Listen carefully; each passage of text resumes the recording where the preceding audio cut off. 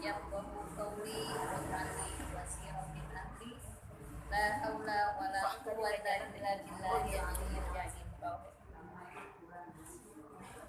Ibu-ibu yang saya sayangi, yang saya kasihi, yang saya cintai.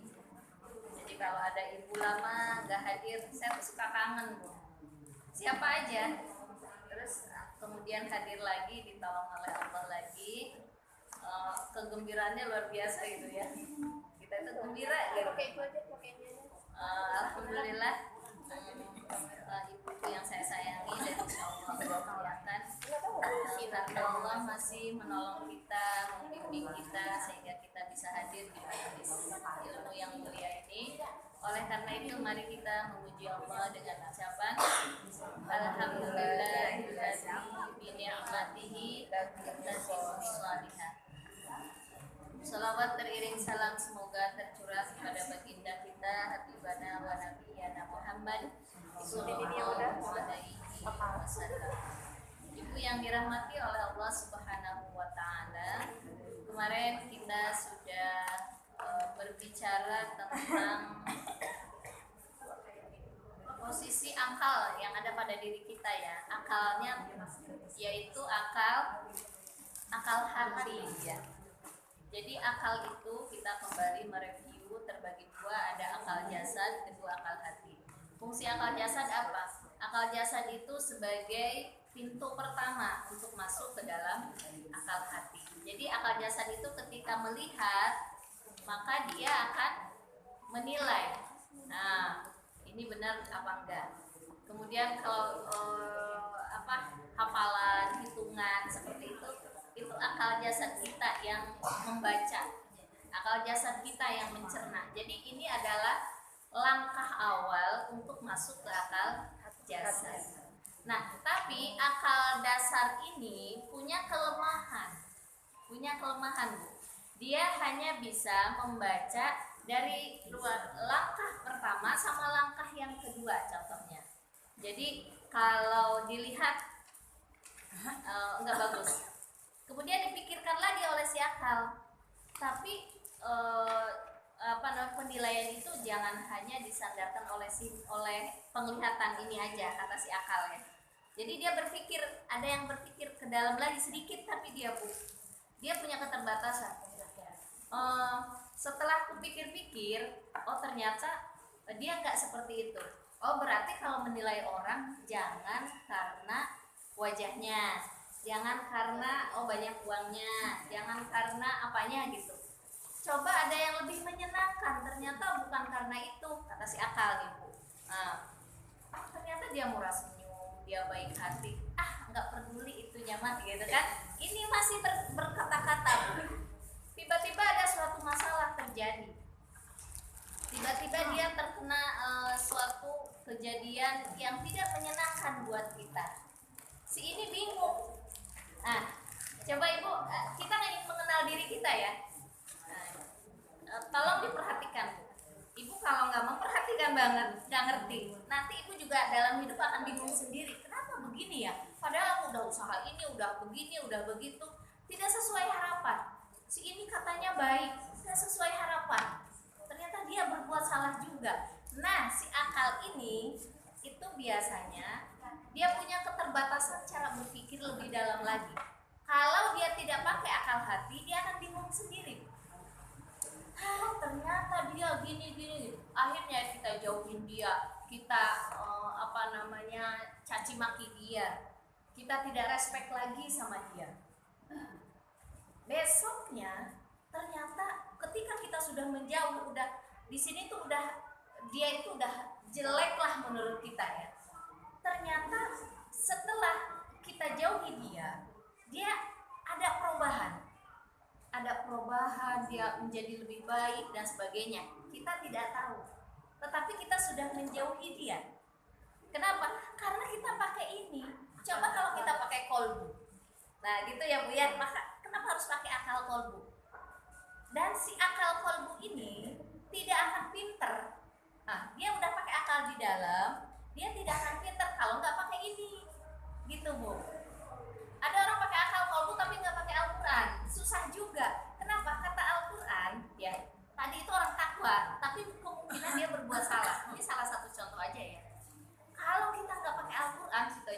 dia, kita caci maki dia, kita padahal setelah kita tidak tahu dia mungkin lebih baik daripada ketika kita bersamanya.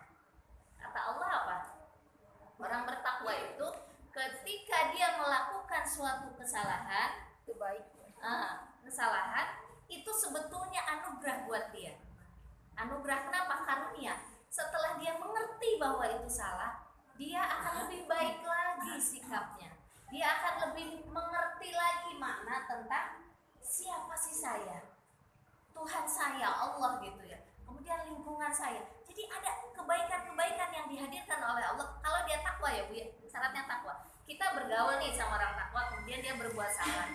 Itu jangan pakai akal ini ketika dia berbuat salah Bu, menilainya. Tapi pakai akal hati. Kata Allah kan, dalam Al-Quran kan, barang siapa orang bertakwa berbuat salah, dalam surat Ali Imran itu. Setelah apa sih orang takwa itu? Alladzina yunfikuna fis-sarai wal dharai wal kadhibina al-ghaidha wal 'afina 'anil nas. Ayat selanjutnya. Kemudian ketika dia berbuat salah, ketika dia berbuat salah, maka dia akan memohon ampun. Memohon ampunnya itu bertaubatnya sungguh-sungguh. Itu orang bertakwa Bu. Artinya bukan hanya astagfirullah, enggak. Orang bertakwa itu mohon ampunnya, di sininya berkata akal kolbunya bergerak. Akal kolbunya. Sehingga apa yang terjadi? Perubahan yang signifikan daripada sebelumnya. Nah, kata Allah, kalau menilai orang yang bertakwa itu jangan langsung menjustik, dia orang jahat, dia orang salah. Jangan, kata Allah. Waktu itu dia salah. Namanya manusia. Makanya jangan suka langsung menilai bahwa orang itu buruk gitu ketika dia berbuat salah. Nah, itu yang bisa menilai seperti itu siapa? Allah. Akal kolbu Bu. Kebanyakan manusia nggak pakai ini. Kalau udah ngelihat orang berbuat salah langsung menilai aja. Iya. Atau ketika kita udah berusaha keras ya. Ini ada pertanyaan dari seorang kepada gurunya. Katanya kita hidup berusaha untuk beramal soleh, untuk berbuat baik, untuk lurus. Dan saya sudah lurus, saya sudah beramal. Tapi kenyataannya nggak sesuai dengan keinginan saya. Apa kata gurunya? Kenapa engkau mengatakan tidak sesuai dengan keinginan Anda? Karena engkau menilai dengan pikiran, bukan dengan akal kolbu, dengan akal hati. Coba kalau Anda berpikir dengan akal hati. Nah, akal hati itu pengetahuannya ada di sini. Jangan-jangan engkau tidak mengerti apa yang ada di sini. Dia ketawa aja, hehe. Saya dengerin gitu. Saya juga begitu, sama banyak yang saya tidak bisa pahami. Kenapa? Ketika udah usaha keras kan kadang-kadang kita begitu, menginginkan A, menginginkan B, udah lurus itu, udah sholat, udah. Kata Al-Quran, kata Allah, wa ma asobaka min musibatin fabinafsik, ya kan? Falinafsik ya. Dengan kalau sesuatu ujian musibah itu sebetulnya gara-gara diri kamu. Coba kalau orang berkata menilai ke sana ya. Gara-gara diri kamu, gara-gara orang terdekat kamu. Orang terdekat emang siapa yang mendidik? Keluarga kan saling satu mempengaruhi satu yang lain. Jadi kalau ada kesalahan berarti kita juga punya andil. Nah, kata Allah, kalau lihat ayat tadi, Allah itu tidak memberikan suatu musibah. Itu tuh karena Allah tidak adil. Allah adil artinya apa? Itu pun karena andil kita. Coba kalau pakai akal hati, oh iya jangan-jangan, tapi itu bukan saya yang salah. Pure anak saya, pure suami saya contohnya. Pure itu artinya murni suami saya atau anak saya atau tetangga saya. Kalau dipikir-pikir, begitu saya nih Bu ya, kalau berpikir jangan pakai ini. Kalau pakai ini pusing sendiri. Ya juga ya, jangan-jangan saya ini. Kenapa? Mungkin gak maksimal mendidik mereka. Mungkin kurang memberikan perhatian, kurang mendoakan, kurang mensupport, kurang apa-apa. Ya Allah di situ. Jadi nggak menyalahkan orang lain terus dan enjoy hidup kita kan? Sabar menghadapinya, berusaha memperbaiki diri kita. Kalau mengusahakan orang lain yang harus berubah, itu bukan kuasa kita. Itu yang membuat kita itu banyak apa namanya, hidup suka bingung, suka gelisah, suka susah, sakit hati karena menginginkan yang di luar kita itu sesuai dengan keinginan kita. Padahal itu bukan urusan kita, bukan. Kalau kita kembalikan kepada arahan Nabi dan Allah ya, mereka itu urusannya Allah, kita urusannya kita. Kita hanya mengarahkan, mendidik, membimbing, memberitahu. Kan kata Allah, fatawakal Allah, hasilnya Allah. Yang membuat kita itu suka kesel, harusnya dia begini, begitu, hasilnya seperti ini. Kita yang bikin masalah sendiri kadang-kadang. Nah, artinya begini Bu, ketika kita memakai akal ini tuh punya keterbatasan. Jangan seluruhnya pakai akal jasad, akal pikiran. Tapi ini pun penting, harus sebagai pintu pertama, pintu kedua contohnya. Tapi pintu yang lebih dalam lagi kita pakai akal hati. Akal hati. Kemarin sudah saya bahas ininya ya, akal hati sebagiannya. Kita lanjut bahwa akal itu ciptaan Allah yang paling mulia, yang Allah cintai. Jadi begini, kenapa bahwa dalam hidup ini akal ini kedudukannya dia lebih rendah daripada akal di sini. Berarti akal di sini yang lebih tinggi dan lebih benar dan lebih akurat, dan dia itu bercahaya ya. Kenapa dia ada di sini? Kalau seseorang itu punya cahaya iman, udah punya cahaya iman, akal itu di sini. Saya ingin membuka aja pikiran kita, walaupun agak-agak sedikit jelimet, nanti akan enak Bu. Kenapa? Dapat pengetahuan lagi, yang baru lagi ya.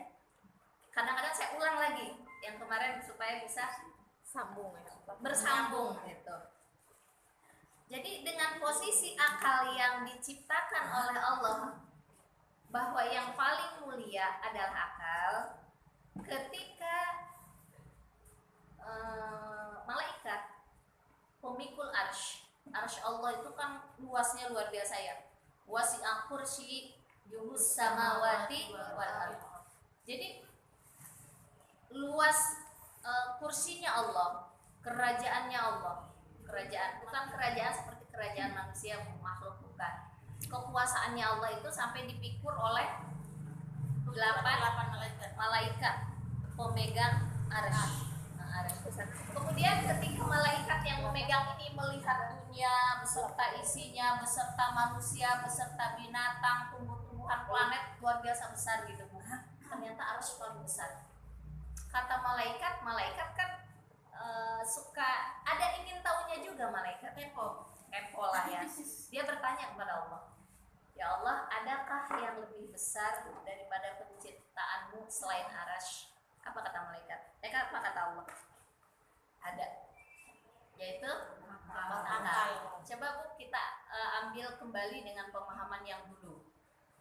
7 lapis langit beserta 7 lapis bumi tidak mampu menampung hazanahnya Allah, petalanya Allah. Maksudnya segala sesuatu yang dimiliki Allah itu, pengetahuannya tentang Allah, nggak ada yang bisa Bu. Kata Nabi Bu, yang bisa hanya akal manusia. Kenapa manusia bisa? Karena ada akal. Maka Allah mengatakan ada yang lebih besar ciptaanku daripada arsy, yaitu akal hati. Coba maksud saya gini Bu, kita ini makhluk yang paling mulia. Kenapa kita dimuliakan oleh Allah? Karena diberikan akal. Tapi kenapa Allah mengatakan manusia itu bisa lebih buruk daripada binatang? Karena nggak dipakai. Kalau seandainya ada orang mengatakan akal ini, kenapa Allah mengatakan lebih buruk daripada binatang? Bisa sama dengan binatang, kal an'am balhum adall. Berarti bukan akal ini. Kalau dia hanya memakai akal ini, tidak pakai akal hati, dia bisa sama dengan binatang atau lebih rendah daripada binatang. Itu di situ saya mampu untuk mencerna secara filosofisnya. Kalau secara ayatnya kan banyak. Wahum qulubun la yafqahuna biha yang sudah kita bahas kemarin di dalam Quran surat berapa, Bu? Bahwa akal itu. Dari mulai Al-Hajj 46 ya. Kemudian Al-A'raf ayat 179, lahum qulubun la yafqahuna biha. Mereka punya hati tapi tidak dipakai untuk berpikir. Tafaqquh, yafqahun itu diambil dari faqaha. Faqaha itu memahami, tapi artinya pemahamannya dalam, bukan hanya dilihat kemudian setelah dipikir, bukan, lebih dalam lagi. Ada makna di luar dari apa yang kita lihat. Berarti orang dapat hikmah. Hikmah apa arti hikmah dulu saya? Hikmah itu membaca, menilai sesuatu di luar dari fisik, bukan yang sesungguhnya gitu. Itu orang hikmah. Berarti orang yang tidak mau berpikir di luar dari apa yang dia tidak lihat, nah berarti dia nggak berpikir dengan hati. Artinya pakai akal hatimu, kan suka gitu. Artinya coba berpikir yang lebih dalam. Maka dikatakan di dalam Al-Quran dari mulai Al-Hajj 46 itu, hati itu artinya akal hati di sini. Lahum qulubu ya'qiluna biha. Nah, mereka berpikir dengan hati. Qulub hati kan? Ya'qilun berpikir, bukan pikir yang ini, Bu. Kemudian kalau di dalam Al-A'raf ayat 179, lahum qulubun la yafqahuna biha. Mereka tidak berpikir, tidak di sini. Kalau tadi berpikir, hati mereka berpikir. Tapi kalau di Al-A'raf, hati mereka tidak berpikir. Itu yang menyebabkan mereka masuk ke dalam neraka. Walaqad dzara'na li jahannama minal jinni wal ins. Ya, kebanyakan dari penghuni neraka itu dari jin dan manusia. Karena mereka lahum qulubun la yafqahuna biha. Hati dalamnya nggak dipakai. Kebanyakan yang dipakai akalnya yang luar aja. Kalau nggak menguntungkan, kalau dia menyebalkan, aku nggak mau begini. Kalau dia ini pakai ini. Coba kalau yang pakai hati, nggak apa-apalah dia nyebelin. Hitung-hitung nabung pahala buat kita. Kita nggak banyak sholatnya, kata Allah, pahalamu banyak banget walaupun kamu nggak rajin sholat sunnahnya. Kalaupun kamu nggak banyak puasa sunnahnya, pahalamu luar biasa tuh. Dari mana ya Allah? Kamu tuh sabar kalau dikasih ujian, dikasih ujian, dicaci, dimaki sama orang. Iya, dibilang apalah gitu. Kenyataannya emang seperti itu. Tapi kitanya banyak bersabar, ikhlas, ridho, seperti itu. Karena kita pikir pakai ini ya. Karena berpikirnya pakai ini. Coba kalau pakai ini dicaci sama orang. Mana nih ya, sudah gede, sudah punya bunga, masih begitu aja. Nah, langsung marah kan? Kenapa?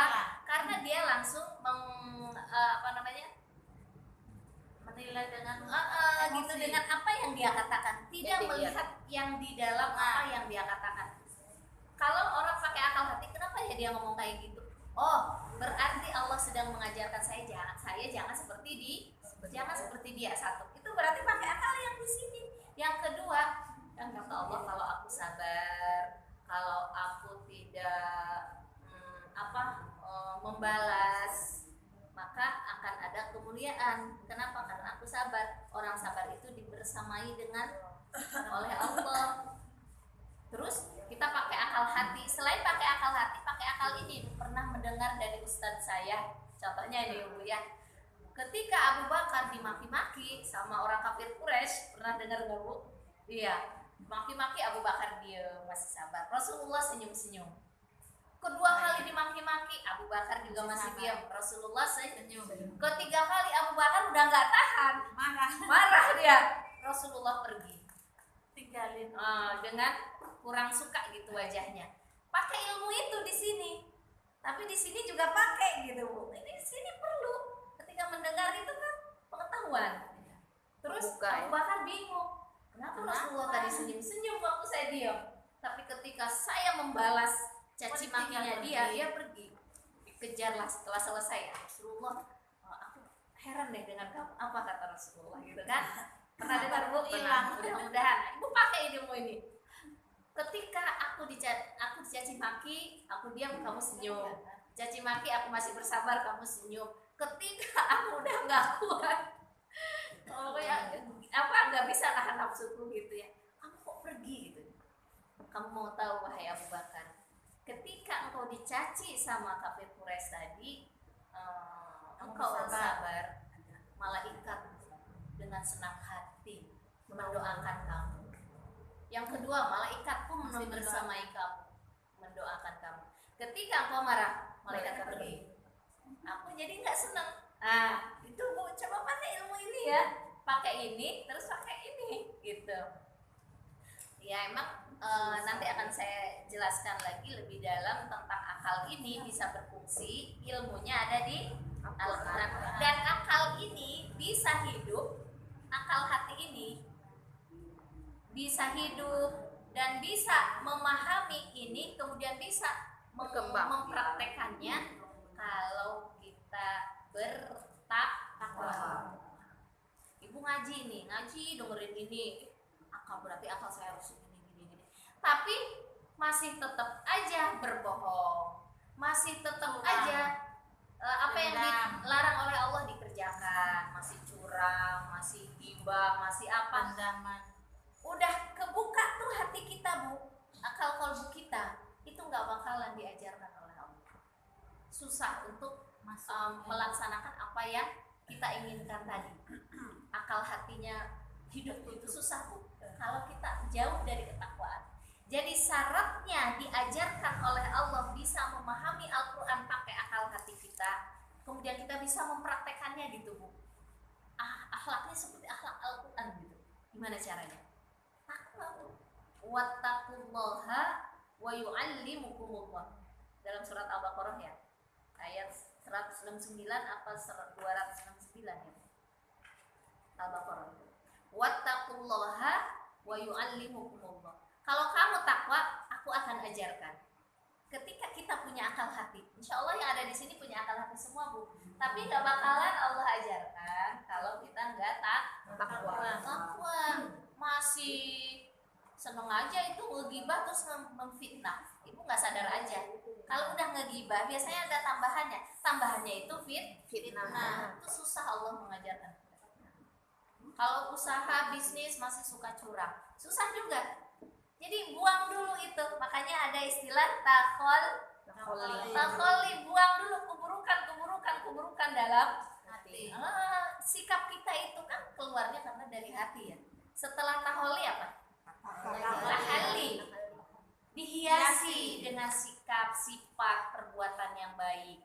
Nah, di situ Allah nanti akan ajarkan. Lanjut ya Bu ya. Ketika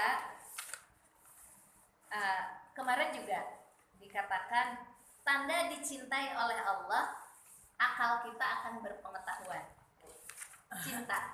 Kalau ingin tahu bahwa Allah itu sayang gak sama saya, cinta gak sama saya, akal hati kita itu hidup Bu, nggak keras. Jadi kalau orang yang keras hati itu berarti tandanya dia nggak dicintai sama Allah. Akal kita itu hidup, kemudian dia mampu memanai sesuatu dibalik dari fisik yang dia lihat. Jadi suka dapat hikmah aja dari kejadian itu. Oh iya. Kemudian dia mengambil pelajaran dari hikmah kejadian tersebut. Nah itu ya Bu ya. Kemudian ini udah kemarin ya, ketika akal itu adalah penciptaan pertama, hai akal datanglah menghadapku, kata Allah. Kemudian ketika akal suruh pergi, berbaliklah. Akhirnya untuk apa berbalik? Suruh menghinggapi manusia.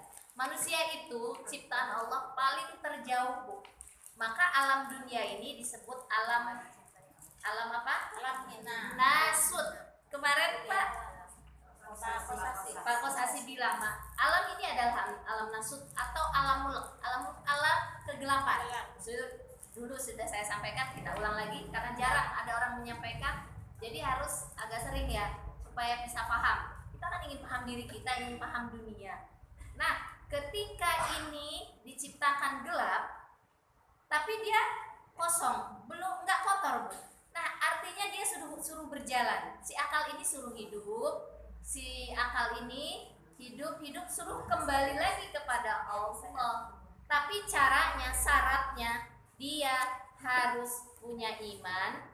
Kemudian setelah itu kalau udah punya akal hati, ini akal hati ini bukan akal ini ya Bu ya, yang Allah ciptakan pertama ini. Dia suruh bertakwa. Kalau bertakwa proses perjalanannya untuk mengenal Allah cepat dan mudah. Seperti itu Bu.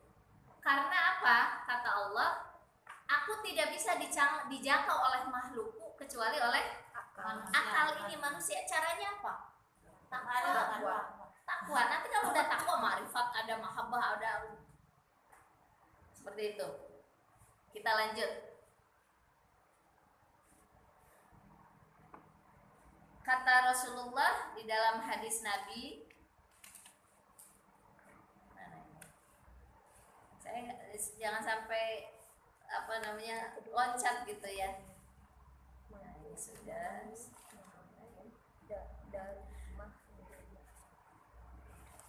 Tadi kan udah bertanya malaikat ya, selesai. Hadis dari Abu Darda. Abu Darda itu ketemu Rasulullah. Aku pernah mendengar Abu Darda ya, tapi sejarah tuh masih ketemu oleh baca. Jadi, wahai Abu Darda, kata Nabi, kalau engkau ingin lebih mengenal Allah, maka tambahkanlah akalmu. Ibu ingin makrifat kepada Allah, ingin cinta kepada Allah, ingin dekat kepada Allah. Jalan yang paling efisien, iya, itu dengan akal hati, dengan akal. Kenapa? Kok bukan dengan ibadah ya? Ibadah pun amal soleh bisa, tapi lambat. Tapi kalau dengan akal hati itu lebih cepat untuk makrifat kepada Allah, takarrub kepada Allah. Yang saya bilang kemarin, ada orang ahli ibadah, tapi ternyata dia malah terjerumus, terhina ya. Kenapa? Karena dia ingin dekat dengan Allah hanya dengan ibadah aja. Tapi akal hatinya tidak dirawat, tidak diusahakan, ketakwaannya nggak ada. Pokoknya saya banyakin sholat, pokoknya banyakin puasa, pokoknya banyakin ngaji aja. Tapi akal hatinya nggak diasah. Akhirnya apa? Gampang terpedaya. Kalau orang akal hatinya kokoh, kuat, setan susah memperdaya kita. Orang bergerak sesuatu dengan akal hatinya ya. Iya kan? Bisik. Ya, walaupun dia rajin ibadahnya, kalau akal hatinya nggak dipakai, tetap aja ngomongin, tetap aja dia berbuat yang curang. Banyaklah perbuatan maksiat ya. Nah, terus apa kata Nabi? Hai Abu Darda, dekatilah Allah dengan menambah akalmu. Jadi akal hatinya yang suruh dikembangkan lagi, diluaskan lagi, diisi dengan cahaya iman, kemudian memahami Al-Quran. Karena isi akal hati ilmunya ada di Al-Quran. Tapi caranya harus dengan ketakwaan ya. Kemudian kalau untuk mengenal Al-Quran itu harus mengasah akal kita ya. Semakin akalnya diasah, maka semakin dia akan memahami, lebih mengerti lebih dalam lagi tentang pemaknaan Al-Quran ini. Artinya apa Bu? Kalau orang mempergunakan akal hatinya, dia akan mengetahui rahasia-rahasia yang ada di dalam Al-Quran. Jadi dia tidak hanya mengetahui sesuatu yang ada di permukaannya saja. Sementara ini kita memahami Al-Quran, kebanyakan manusia kan hanya di permukaannya aja. Maksudnya apa? Baru bisa bacaannya lancar, bacaannya benar, mengetahui ilmu tajwidnya itu juga penting Bu. Tapi itu baru di permukaan, di permukaannya aja, bukan ke dalam lagi. Kalau semakin akal hati orang itu dalam, maka dia akan mengetahui lebih dalam lagi. Oh, ini maksudnya. Mengetahui lagi. Jadi semakin akalnya luas, semakin dalam, sampai 7 lapis pengetahuan itu. Jadi kalau ada orang ini pintar, ini lebih pintar, ada yang lebih pintar lagi, ada yang lebih pintar lagi. Maksudnya memahami yang dalamnya. Kadang-kadang secara akal ini pun orang tuh bertingkat-tingkat ya Bu ya. Iya, bedalah pemahaman anak S1 dengan S2. Tapi mungkin baru pengetahuan akal ini. Mungkin beda pengetahuan S2 sama S3. Karena bertingkat-tingkat, akal luar bertingkat-tingkat, akal dalam pun bertingkat-tingkat seperti itu. Nah itu, jadi harus untuk mengetahui Allah itu harus pakai pemahaman akal dalam, bukan memahami Al-Quran secara di luarnya saja. Udah bacaannya bagus, tahsinnya bagus, ilmu tajwidnya tahu, terjemahnya ngerti, bisa mengartikan setiap ayat itu baru pemahaman luar. Masya Allah, ternyata ya. Kepintaran akal jasad ini terpengaruh nggak ke Hati ke pemahaman akal hatinya gitu. Kan saya Misalnya bilang kan tadi. akal itu Iya. misalnya orangnya misalnya IQ rendah gitu. Apakah akal hatinya bisa Dia luas? akan lebih menguatkan. Dia akan menguatkan akal yang ada di dalam. Sebelum dia mengetahui yang di dalam, itu kan dia harus dari luar dulu, baca dulu, didengar dulu gitu kalau ada yang ngajarin. Kemudian jadi pengetahuan itu ada yang datang dari luar. Nah itu ada yang datang dari luar. Kita baca nih Bu, kemudian kita dengar, kemudian diarahkan sama siapa nih. Itu pengetahuan dari luar. Tapi jangan salah, ada juga pengetahuan yang paling murni. Itu pengetahuan yang paling terdalam. Itulah anugerah Allah. Namanya orang kalau sudah dapat Ruhul Kudus. Pengetahuan yang terdalam. Ini dalam dunia tasawuf ya. Jadi pengetahuan itu Bu dari luar banyak.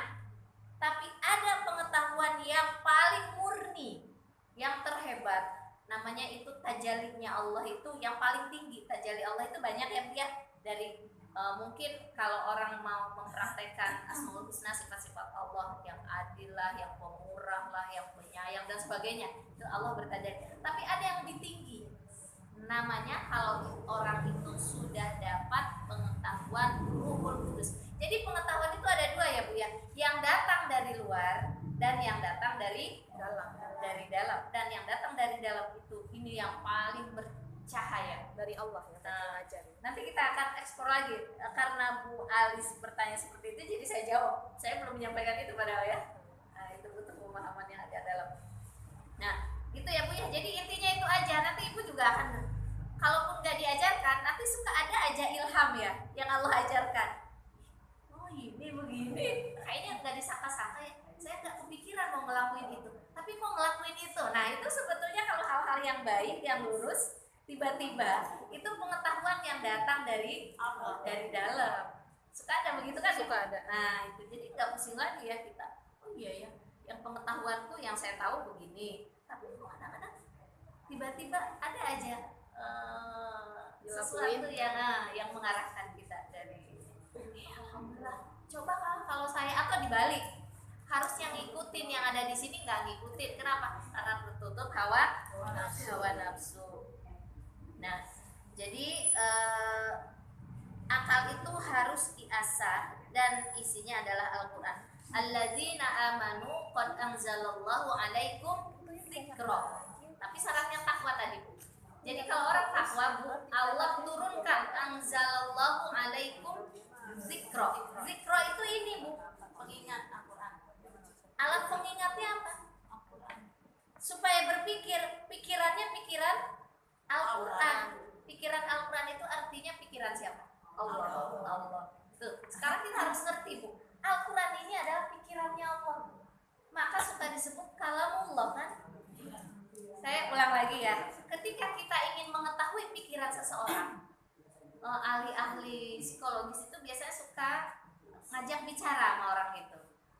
Ibu lihat di YouTube, ketika orang ingin tahu keadaan orang yang kena gangguan jiwa, dia diajak ngobrol dulu. Sedikit banyak akan tahu kenapa dia begini. Dicari dulu infonya dari kiri dari kanan, dicari info kalam, kemudian dicari info juga dari dia kenapa dia begini. Artinya apa? Ingin mengetahui pikiran orang itu. Kalau sudah mengetahui pikiran orang itu, apa yang harus saya lakukan, apa yang harus saya tindak lanjuti, kan begitu. Nah begitu juga kalau kita ingin hidup kita ini sesuai dengan kehendak Allah, masuk ke dalam surganya Allah, bisa ketemu Allah, harus mengerti pikirannya Allah. Pikirannya Allah ada di Al-Quran. Bukan berarti pikiran seperti makhluk ya Bu ya. Allah itu beda dengan makhluk. Intinya itu Bu. Kalau saya bilang tahtanya Allah beda dengan seperti presiden, kerajaan tidak. Jadi kita harus mengeksplor pikiran kita. Oh Allah beda dengan makhluk. Tapi pokoknya maha ini, maha itu gitu ya. Kenapa dibilangnya tahta? Kenapa dibilangnya pohon? Karena manusia Allah itu ingin mengcover, ingin supaya orang awam pun mengerti tentang dirinya. Kalau nggak pakai analogi langsung orang mengetahui pengetahuan yang dalam kan nggak mungkin Bu. Karena makhluk Allah itu bermacam-macam. Ya kan? Ada yang akalnya biasa, ada yang akalnya menengah, ada yang akalnya tinggi. Allah itu ke segala akal masuk gitu. Jadi ada orang yang ibu jangan khawatir, Allah itu Maha Rahman Rahim gitu. Mungkin orang akalnya yang dalam, pemahamannya lebih dalam lagi. Tapi itulah Allah itu kadang-kadang suka memberikan analogi di dalam Al-Quran ya, seperti pohon yang baik, buahnya bagus. Kemudian untuk apa? Nah itu artinya kemudian akarnya, kalau akarnya bagus, pohonnya menjulang tinggi. Kalau akarnya tidak bagus ya pohonnya paling tinggi. Pohon akar itu apa kan begitu? Akar itu seperti keimanan Ibu. Akar itu iman. Kalau imannya kokoh, maka dia akan menumbuhkan pohon yang kuat, yang tinggi. Kalau pohonnya tinggi, kuat, besar, maka dia akan menimbulkan ranting dan daun yang lebat. Kalau daunnya lebat, dia akan menghasilkan buah yang bagus. Begitu analogi iman.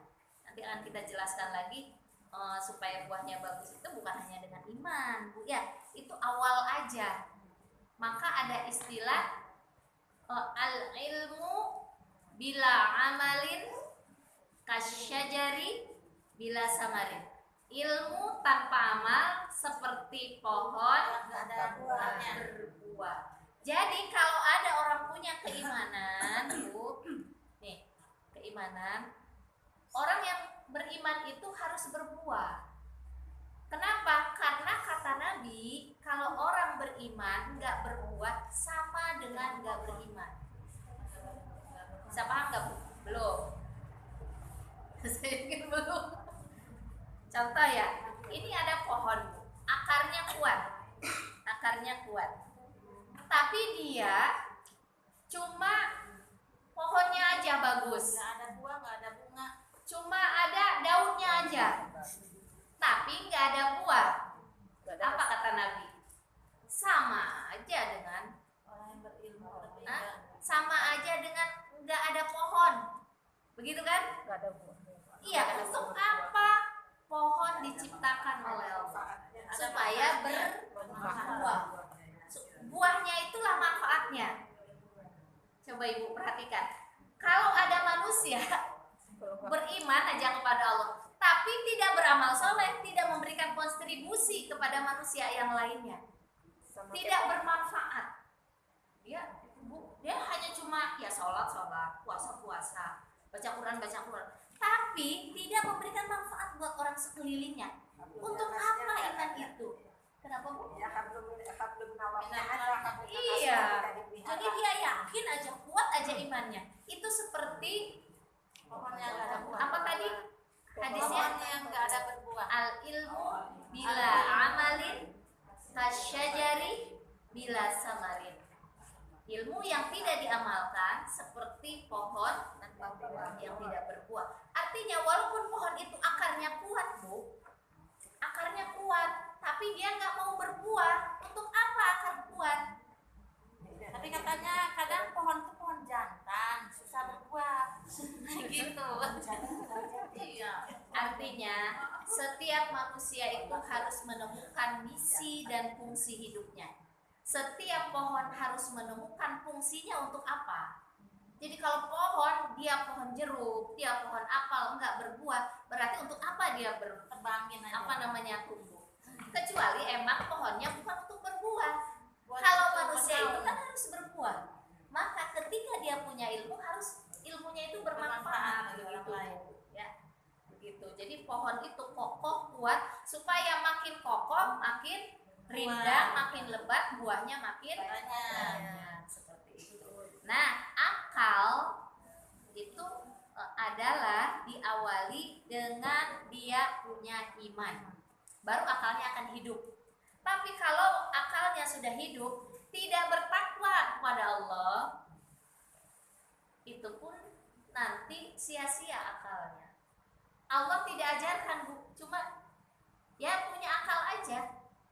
Punya akal, hidup, tapi tidak diajarkan oleh Allah, maka jadi orang biasa saja. Kita kan ingin berbicara tentang fungsi maksimal diri akal kita ini, Bu. Kenapa? Ada hadis di dalam hadis Rasulullah berkata begini kepada Ali, Bu. Kita bercerita aja ya hari ini banyaknya. Tapi sebelum itu kita buka dulu ayat Al-Qur'annya. Semoga kita menjadi orang yang beradab di hadapan Allah. Kamu nggak baca ayatku, katanya mau memahami isinya gitu ya, tentang akal ini. Dalam Quran surat Al-Mujadalah, Mujadalah itu Quran surat ke-56 atau 58 ya? 58. Ayat ke-11. Ayat ke-11 kita bunyinya langsung ke bawah ya, Bu ya. Yarfa'illahu alladzina amanu minkum. Itu di atasnya, ini di kalimat paling bawah dari Al-Mujadalah ayat 11 ya. Di paling bawah ya, Bu ya. Dibuka Qurannya. Yarfa'illahu alladzina amanu minkum. Ya, Quran ke-58 surat ke-58 ayatnya ayat 11. Yarfa'illahu alladzina amanu minkum walladzina utul ilma darajat. Saya dulu, Bu, pemahamannya bukan begini. Oh, orang berilmu itu akan diangkat pokoknya sama Allah. Mau ilmu apa aja gitu. Ternyata setelah saya belajari isinya, yang diangkat, yang dimuliakan oleh Allah, pertama orang itu harus punya nur iman. Yang diangkat oleh Allah. Karena banyak orang yang punya pengetahuan nggak ada imannya, di hadapan Allah nggak ada maknanya, nggak ada apa-apanya. Ya, kalau imannya makin kecil, makin rendah lagi di hadapan Allah. Pinter sih pinter, gitu kan, sekada ya. Gitu. Kemudian walladzina utul ilma, yang diangkat oleh Allah itu setelah dia punya nur iman, utul ilma, yang dikasih ilmu. Yang dikasih ilmu. Orang, ilmu itu ibaratnya kalau di dalam pohon itu, ilmu itu harus menghasilkan buah. Maka orang yang dimuliakan oleh Allah adalah orang yang punya nur iman, akar pohon tadi, dan dia harus berbuah. Siapa yang menurunkan ilmu kepada orang tersebut, utul artinya diturunkan, dikasih, diberi. Berarti ada usaha kita nggak, Bu? Ketika dapat ilmunya itu ada. Jadi yang masuk ke dalam akal hati? Enggak, Bu. Itu murni, utul, diturunkan oleh Allah pengetahuannya. Ketika nur iman ada, kemudian akalnya hidup, Akal hidup belum ada apa-apa nih Bu. Nih akalnya. Mungkin akal ini ada. Ini akal di dalam nih Bu. Belum, tapi udah hidup. Nah itu utul Allah yang menurunkan. Jadi orang itu tidak semuanya mulia loh Bu yang punya ilmu itu. Orang yang dimuliakan oleh Allah, yang diberikan ilmu tentang akal hati, yaitu ilmu dari pemaknaan Al-Quran, kemudian dia mengamalkan. Itu orang yang dimuliakan oleh Allah. Utul ilman. Saya dulu memahaminya, tapi kenapa sampai saya bingung? Kenapa orang ini kata Allah dimuliakan, tapi kok kayaknya nggak sesuai dengan ilmunya begitu? Karena pemahaman saya masih terbatas. Belum memahami secara tafsir tasawuf lebih luas. Setelah ini saya dapat, baru saya bisa paham. Oh itu maksudnya. Tapi secara lahiriah pun ulama-ulama tafsir mengatakan secara lahiriah orang kalau udah punya ilmu, walaupun ilmu di sini akan dimuliakan oleh manusia, bukan sama Allah. Yang di sini yang memuliakan siapa? Allah. Berarti artinya orang yang punya akal hati, bukan akal di sini aja. Jadi kalau ada orang yang punya akal di sini lebih dari kita, biasanya yang memuliakannya manusia. Benar kan? Kepada yang terhormat disebutkan gelarnya, disebutkan karya-karyanya, disebutkan kehebatannya. Tapi itu baru manusia. Tapi ayat Al-Mujadalah ini Allah memuliakan orang-orang yang beriman dan orang-orang yang diberi ilmu. Artinya orang yang punya akal qalbu. Tapi Allah yang memberi. Kita lihat sejarah. Ada orang yang dimuliakan oleh malaikat, tapi dia tidak dimuliakan oleh manusia. Berarti kalau dimuliakan oleh malaikat, insya Allah dimuliakan oleh Allah. Berarti dia dikasih utul ilma. Ilma ini berarti ilmu apa? Qalbu. Seperti siapa? Contohnya, yang dimuliakan oleh para malaikat di langit dan di bumi. Tapi di bumi dia tidak dimuliakan. Contohnya, coba Ibu explore dari pengetahuan kita. Uwais Al-Qarni. Pernah dengar nih? Nah itu dia berarti oleh Allah dikaruniai akal qalbu. Ya akal qalbu, tapi dia bukan orang yang pinter apa? Seperti orang pinter ininya gitu ya, kemudian hartanya banyak, enggak. Tapi akal qalbunya yang Allah karunia, maka dia dapat kehormatan, kemuliaan dari malaikat dan Allah. Walaupun dia tidak dapat kemuliaan manusia. Ada di balik. Ada 4 macam kan? Coba Ibu tentang ini. Kembali dipikirkan ayat tentang ini. Bisa dipahami nggak Bu? Nah, kita explore ayat ini dulu ya. Ini masih ada. Agak bingung ya. Bingung ya Bu ya. Oke.